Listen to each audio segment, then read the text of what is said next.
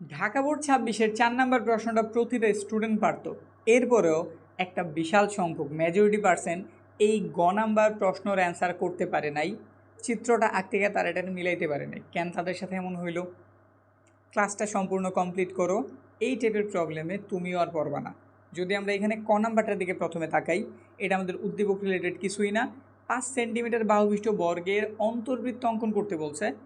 আর এই যে আমাদের ক নাম্বারে যে প্রশ্নটা দিয়েছে, এটার জন্য কিন্তু সাইডে একটা কথা লেখা থাকে, অঙ্কনের চিহ্ন আবশ্যক। এর অর্থ হইতেছে আমরা শুধু চিত্রটা আঁকলেই হইব না, চিত্রের নামকরণটা করতে হইব। বিবরণের প্রয়োজনে জাস্ট অঙ্কন করবা এবং নামকরণ করবা। কিভাবে সমাধান করবে একটু তাকাও। প্রথমে বলছে আমাদের এখানে 5 সেন্টিমিটার বাহুবিষ্ট বর্গ। 5 সেন্টিমিটার অঙ্কন করি, 0 থেকে এই যে 5 পর্যন্ত আমাদের 5 সেন্টিমিটার হইল। এটার নাম ধরো এ দিয়ে দিলাম, মাপ কত? 5 সেন্টিমিটার। এই মাপে আমাদের একটা বর্গ অঙ্কন করতে হইব। এখানটাতেই নেই, যে কোনো একটা রশ্মি নিলাম, যে কোনো রশ্মি ভিই নিয়ে নিলাম, অন্য নামও তুমি নিতে পারো, তোমার ইচ্ছা, কিন্তু নাম নিও। এর মাপটা নিলাম, ভিতে বসাও, এই মাপে একটা অংশ কাটো, নাম দিয়ে দিলাম সি। এখন ভি অথবা সি যেই কোনো একটা জায়গায় তুমি একটা 90 ডিগ্রি অঙ্কন করো। যেহেতু বর্গ আঁকতাছি তো আমি ভিতেই অঙ্কন করি, স্বাভাবিকভাবে আমরা এইদিকে করেই অভ্যস্ত। কিন্তু তুমি যদি সিতেও করো সেই ক্ষেত্রেও কিন্তু তোমারটা পুরোপুরি হইব। এক চাপ যেখানে কাটছো ওইখান থেকে বসায় দ্বিতীয় চাপ, এখানে বসায় তৃতীয় চাপ, উপরে চতুর্থ চাপ, এখানে বসায় ফাইনালি পঞ্চম চাপ। এখন একটা দাগ দিলে আমাদের 90 ডিগ্রি আঁকা কিন্তু কমপ্লিট। একটু সাবধানে দিও, কারণ 90 ডিগ্রির ভুলগুলি খুব সহজে চোখে পড়ে। এখানে আমরা নাম দিয়ে দিলাম এফ, ঠিক আছে। এখন আবার তুমি এর মাপ নিবা, যে আমাদের 5 সেন্টিমিটার বাহুটা ছিল, মাপ নিলাম, বিতে বসাও, কেটে নাও, এটার নাম দিয়ে দিলাম এ। মানে মূলত এ বি সি ডি এইরকম রাখছি, যে আমার নামকরণটা সেম একই মাপ। এতে বসায়া কোন এবিসি এর অভ্যন্তর একটা জায়গায় একটা বৃত্তচাপ আঁকো, প্রয়োজন একটু বড় আঁকো, প্রবলেম নাই। আবার সিতে বসাও, একই মাপে আরেকটা বৃত্তচাপ কাটো যাতে দুইটা ছেদ করে, এটার নাম তুমি দিয়ে দাও ডি। এবার যোগ করো,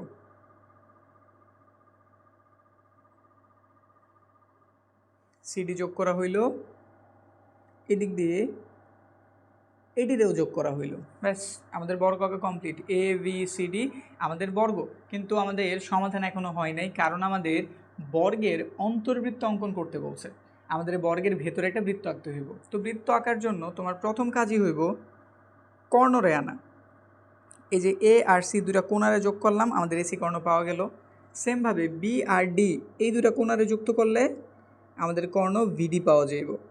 তারা পরস্পর ছেদ করলো, যে বিন্দুতে নাম দিয়ে দিলাম ও। এটাই মূলত আমাদের বৃত্তের কেন্দ্রটা হইব। এখন তুমি কাটা কম্পাসের কাটা অংশ এই ওতে বসাইবা। সুবিধাজনক একটা মাপ নিবা যাতে বিসিরে সুন্দরভাবে কাটে। বড় নিও না যাতে বিসিরে পায় না, আবার ছোটো নিও না বিসিরে পায় না। বিসিরে পাইব চোখের আন্দাজ যেমন একটা হইলেই হয়েছে। এই যে ব্যাস, যেখানে কাটছে যে কোনো একটা মাথায় বসাও। এটার অর্ধেকের বেশি ব্যাসার্ধ নাও চোখের আন্দাজে। নিচে একটা বৃত্তচাপ, এইখানে বসে আরও একটা বৃত্তচাপ, দাগ দিয়ে দাও। শুধু খেয়াল রাখো বর্গের ভেতরে দাগটারে নিও না, মানে যে ভেতরেই রাখো। এটার নাম ধরো এইচ দিয়ে দিলাম। ও থেকে এইচ পর্যন্ত মাপ নাও, নিছো? নেওয়ার পরে একটু চেক দাও যে সব দিকে সুন্দরভাবে পাইতেছে কিনা। যখন মনে হয় সব দিকে সুন্দরভাবে পাইতেছে, তখন তুমি ঘুরে একটা বৃত্ত এঁকে দাও। এটাই আমাদের নির্ণেয় অন্তর্বৃত্ত। বুঝতে কি পারছি? আর আরেকটা খুবই গুরুত্বপূর্ণ কথা, চিত্রগুলি কিন্তু অবশ্যই তোমরা কলম না পেন্সিল দেওয়া করবা। চিত্রের দিকটা স্পষ্ট হয় বুঝতে তোমাদের সুবিধা, সেই জন্য আমি কলম ধারা করতেছি। তোমরা অবশ্যই পেন্সিল দেওয়া করবা।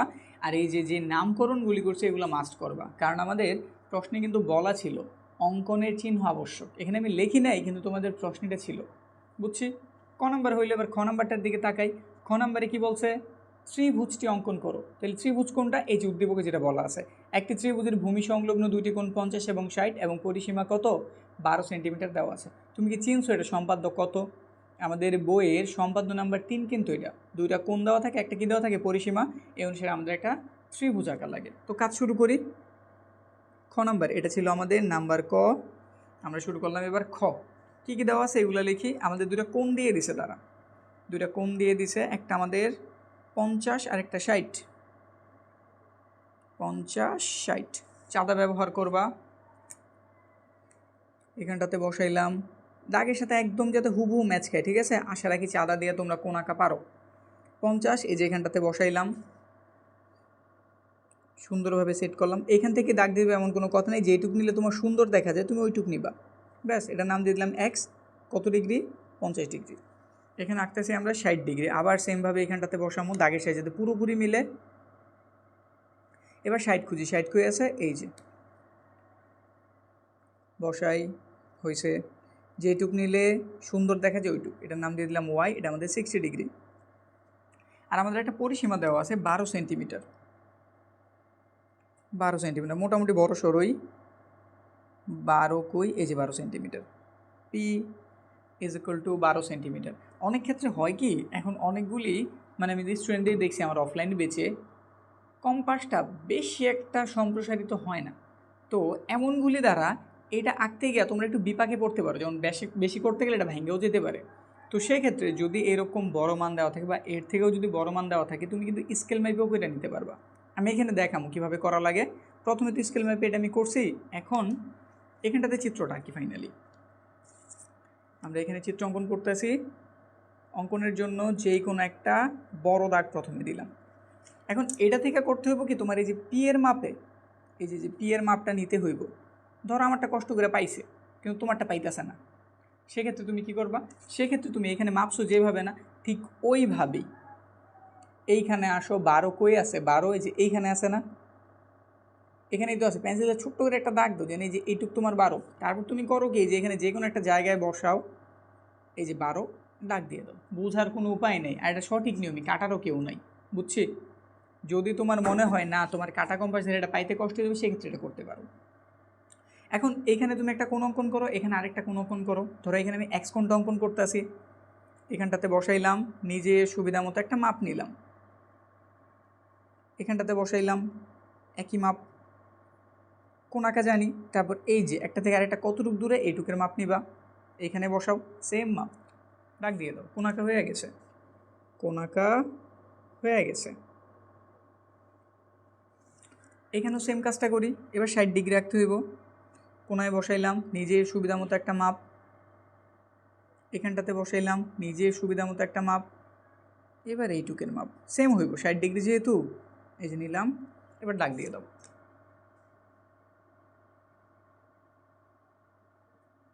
এটা তেমন একটা বড় করার কোনো প্রয়োজন নেই, তুমি চাইলে নামকরণ করতে পারো। ধরো এটার নাম তুমি দিলা ই, এটার নাম দিলা তুমি এফ, এটার নাম দিলা ধরো কত এস দিয়ে দিলা, এটার নাম দিলা ধরো তুমি পি, এটার নাম দিয়ে দিলা কিউ। এখন এই কোণগুলো একটু সমদ্বিখণ্ডিত করো। সমদ্বিখণ্ডিত কীভাবে করে, কোণের এইখানে একটু বসাইবা, এটার অর্ধেকের বেশি ব্যাসার্ধ নেবে, চোখের আন্দাজে। পুরো নিলেও প্রবলেম নেই, বড় নিলেও প্রবলেম, অর্ধেক হইলেই হয়েছে, অর্ধেকের একটু বেশি আর কি, অর্ধেক না অর্ধেকের একটু বেশি। একটা বৃত্তচাপ এই মাথায় বসে, আরেকটা বৃত্তচাপ, এবার দাগ দিয়ে দাও। দাগ দিলে আমাদের কোণটা সমদ্বিখণ্ডিত হয়ে গেছে। কিন্তু এটার নাম ধরো দিয়ে দিলাম আমরা এম। একই নিয়মে একই পদ্ধতিতে তুমি এখন এটার অর্ধেক করো, এখানটাতে বসাও, অর্ধেকের বেশি ব্যাসার্ধ নেবে, চোখের আন্দাজে একটা বৃত্তচাপ, এখানে বসায় আরেকটা বৃত্তচাপ, দাগ দিয়ে দাও।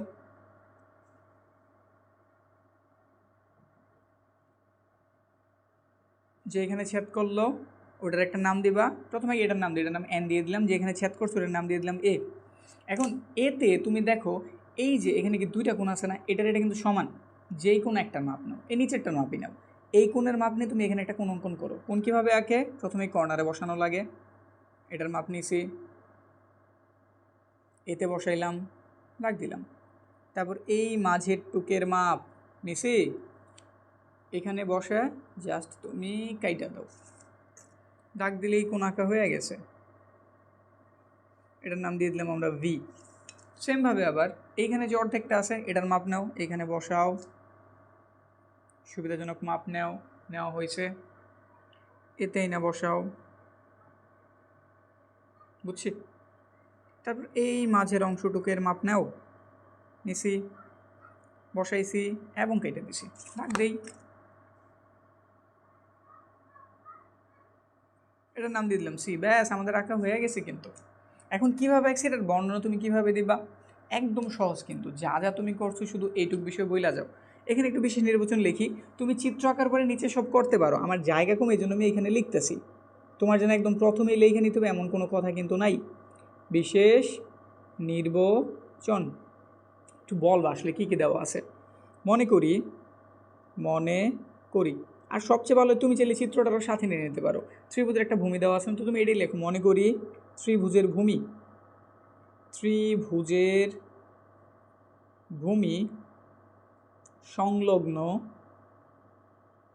সংলগ্ন কোণ x সমান 50 ডিগ্রি ও y সমান 60 ডিগ্রি এবং পরিসীমা p is equal to 12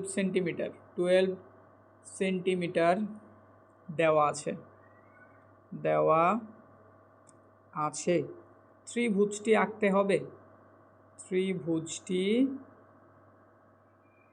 আঁকতে হবে। এবার তুমি তোমার অঙ্কন শুরু করো।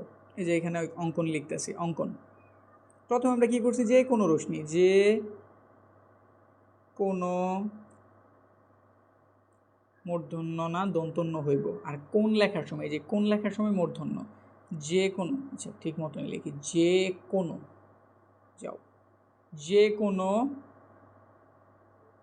রশ্মি ইএফ থেকে কার সমান করে, পি এর সমান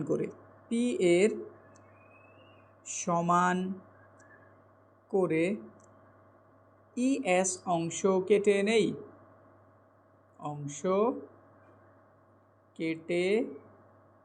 নেই। ইএস রেখাংশের, আগেরবার ছিল রশ্মি কিন্তু এখন কিন্তু রেখাংশ। ইএস রেখাংশের ই ও এস বিন্দুতে এই যে কোণ এক্স ও ওয়াই এর সমান করে যথাক্রমে কি কোণ অঙ্কন করছি। প্রথমে এটা অঙ্কন করছি এক্স এর সমান করে, তো এস ই পি, যথাক্রমে এস ই পি, এবং এটা অঙ্কন করছি নাম কি, ইএস কিউ অঙ্কন করি। এরপরে কোণ দ্বয়ের সমদ্বিখণ্ডক, মানে এই দুটো কোণের কথা বলতেছি, কোণ দ্বয়ের সমদ্বিখণ্ডক যারা মূলত কোণ দুটোর অর্ধেক করছে, সমদ্বিখণ্ডক যথাক্রমে কি অঙ্কন করছি। এটার জন্য আঁকছি ইএম প্রথমটার জন্য, আর পরেরটার জন্য আমরা অঙ্কন করছি এসএন অঙ্কন করি। মনে করি তারা পরস্পর এ বিন্দুতে ছেদ করে।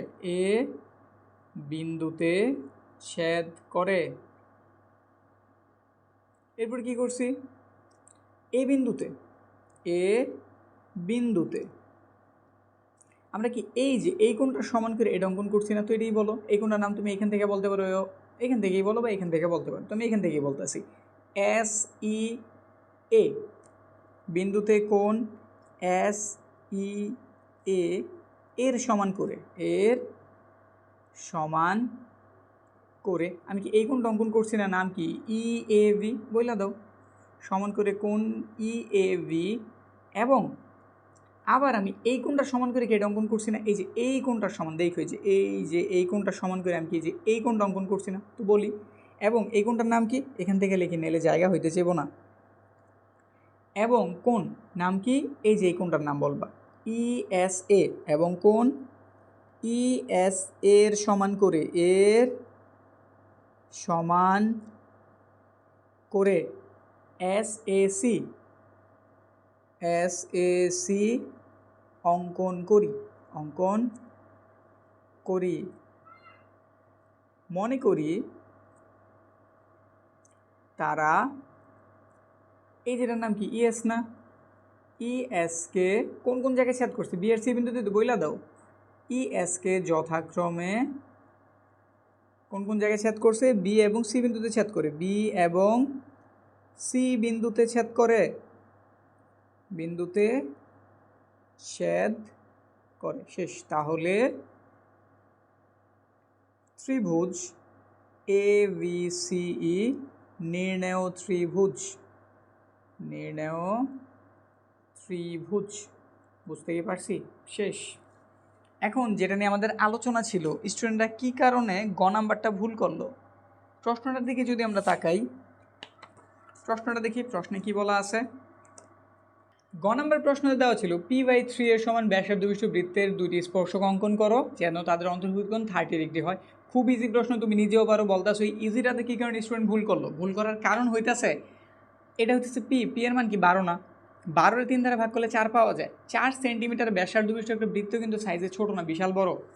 আর শিক্ষার্থীরা এত লম্বা খাতা পায় নাই, তাদের যদি বোর্ডের খাতা চিন্তা করি, আমি তো এইভাবে নিছি, তাদের তো খাড়া আকারে থাকে, ধরো খাড়া হিসাব করলে তাদেরটা এইরকম লম্বাই ছিল, ধরে নিলাম যে এইটুকু জায়গা তারা পাইছে। এইখানে তাদের এই বিশাল সাইজের বৃত্তটা আঁকতে হয়েছে, তারপর তাদের অন্তর্ভুক্ত কোণ 30 এমন স্পর্শক দূরে আঁকতে হয়েছে। তো এই জন্য আমরা যদি কাজটা আগে এই দিকে একটু ইজি করি, P/3, পি এর মান কত 12, যদি আমি 3 দ্বারা ভাগ করি কত পাওয়া যাব 4 সেন্টিমিটার, নাকি কত পাইছি আমরা 4 সেন্টিমিটার। তো 4 সেন্টিমিটার একটু আঁকি, 4 সেন্টিমিটার, এই যে আমাদের 4 সেন্টিমিটার হইলো, ধর এটার নাম দিয়ে দিলাম এ। এখন এই মাপে একটা আমাদের বৃত্ত অঙ্কন করতে হইব, আমরা এই মাপে একটা বৃত্ত অঙ্কন করলাম। এটা ধরো তুমি এক পেজে করছো, আরেক পেজে তুমি চিত্রটা অঙ্কন করবা, ঠিক আছে। এই যে আশেপাশের দুটো পেজে, যে এরকম দুটো পেজ থাকে না, এই অংশে তুমি এটা করবা আর এই অংশে চিত্রটা অঙ্কন করবা, ঠিক আছে। তো এখানে আমরা একটা এই বিশাল সাইজের বৃত্তটা অঙ্কন করতেছি, দেখো সাইজটা দেখছি, এই যেটা। এখন এটার স্পর্শক আঁকতে হইব, স্পর্শকের মধ্যবর্তী কোণ 30 ডিগ্রি দিয়ে দিয়েছে। আমরা এইটুকু জানি যে আমাদের ভেতরের আর বাইরের মানে স্পর্শকের আর কেন্দ্রের মধ্যবর্তী কোণের মান 180 হয়। তো এখানে 30 হলে ভেতরে কত আছে 150, তো তুমি এইখানে 150 আঁকবা। এই জন্য প্রথমে এখানে একটা ব্যাসার্ধ নাও, ও এ। গত বছরের শিক্ষার্থীদের কী করছে, তারা তো আগে আসছে যে এইভাবে একটা দাগ নিতাম, এভাবে একটা দাগ নিতাম, কিন্তু এগুলো নেওয়ার পরে এগুলো স্পর্শক আঁকার জন্য তারা পর্যাপ্ত জায়গাটা পায় নাই। অনেকেই এই চিন্তাটা দিতে পারে না যে নিচে তো আমাদের জায়গা আছে, নিচে অঙ্কন করি, এই জন্যই তাদের চিত্রটা মিলে নেই। এটা ছিল সবচেয়ে বড় প্রবলেম, মেন সমস্যা এখানটাতে ছিল। আঁকছি, তারপরে এখানে আমাদের 150 আঁকতে হইব। তুমি জাস্ট চাঁদার হেল্প নাও, চাঁদার হেল্প নাও, এটা তোমার কোন জায়গায় আলাদাভাবে জানায়ও নিতে হইবে না, তুমি ডাইরেক্ট এটা করতে পারো। 150 কই আছে, এই যে আমাদের 150, বুঝছি। ব্যাস, এটার নাম দিয়ে দিলাম ভি। এখন এখানে একটা 90 ডিগ্রি অঙ্কন করো, এখানে একটা 90 ডিগ্রি অঙ্কন করো, তোমার সুবিধা মতো খাতা ঘুরায় সামনেই না আঁকবা। তো আমি এখানে একটা 90 ডিগ্রি অঙ্কন করি চোখের আন্দাজে, এই মাপটা নিলাম। এইখানে দ্বিতীয়, তৃতীয়, চতুর্থ এবং এইখান থেকে আমাদের পঞ্চম হইল। দাগ দিয়ে দেই, 90 ডিগ্রি যে আঁকছি একটা দাগ দিয়ে দেই, একটু বড় সরই দেই। এখন বিতেও সেম কাজটাই করি, বসাইলাম, একটা 90 ডিগ্রি অঙ্কন করি, এক চাপ, দ্বিতীয়, তৃতীয়, চতুর্থ এবং এইখানটাতে বসায় পঞ্চম, দাগ দিয়ে দেই।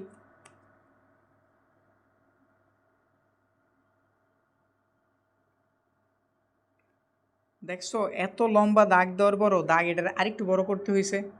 তো কি লম্বা একটা জিনিস দিয়ে দিছে, আর তার উপরে এইদিকে ছিল না জায়গা। তো কি প্রবলেমটাই পড়ছে, যাদের মাথায় এটা এসে পড়ছে তারা সমাধান করে আসতে পারছে ইজিটাও, যাদের মাথায় আসে নাই এই জানা জিনিসটাও তারা অ্যান্সার করতে পারে নাই। তো তোমাদের সাথে যাতে এই প্রবলেমটা না হয়, তোমার পরিচিত বন্ধুর সাথেও যাতে না হয়, তার এই ভিডিওটি একটু শেয়ার করে দাও, বলো একটু দেখে নাও এই পরিচিত প্রশ্ন কীভাবে ঘুরায় পেঁচায় আসতে পারে। এখন এটা বিবরণ আশা রাখি তোমরা পারো, তাও বিবরণটা আমরা একটু লিখে দিই। কী দেওয়া আছে? এই বিষয়টা আমরা বিশেষ নির্বাচনে বলি। বিশেষ নির্বাচন আমাদের মাপটা কত ছিল? এই যে দেখো p/3 বা 4 সেন্টিমিটার ব্যাসার্ধ বিশিষ্ট বৃত্তের দুইটি স্পর্শক আঁকতে হবে যাদের মধ্যবর্তী কোণ 30 ডিগ্রি। ব্যাস, এবার আমরা অঙ্কন শুরু করি। অঙ্কন কী করছি আমরা? প্রথমে OA ব্যাসার্ধ নিছি, ব্যাসার্ধ নেই। তারপর একটা কোণ অঙ্কন করছি, AOV = 150 ডিগ্রি অঙ্কন করি। এ বিন্দুতে আমরা কি একটা 90 ডিগ্রি অঙ্কন করছি না? এই যেটা এই বিন্দুতে আমরা এটার উপরে লম্ব অঙ্কন করছি, একটু বলে নিলাম, P দিয়ে দিলাম। PA লম্ব OA, এবং বি বিন্দুতে আমরা PV লম্ব অঙ্কন করছি কার উপরে? OV এর উপরে অঙ্কন করি। মনে করি তারা P বিন্দুতে ছেদ করে। সুতরাং AP এবং VP নির্ণেয় স্পর্শক।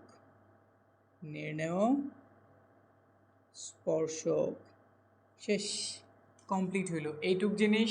আর এই হইতেছে জটিলতা, যারা এটা ওভারকাম করতে পারছে, এটা পুরোপুরি অ্যান্সার করতে পারছে, 10 কাভার করতে পারছে, নয়তো ম্যাক্সিমাম স্টুডেন্ট এখান থেকে 6 তুলতে পারছে।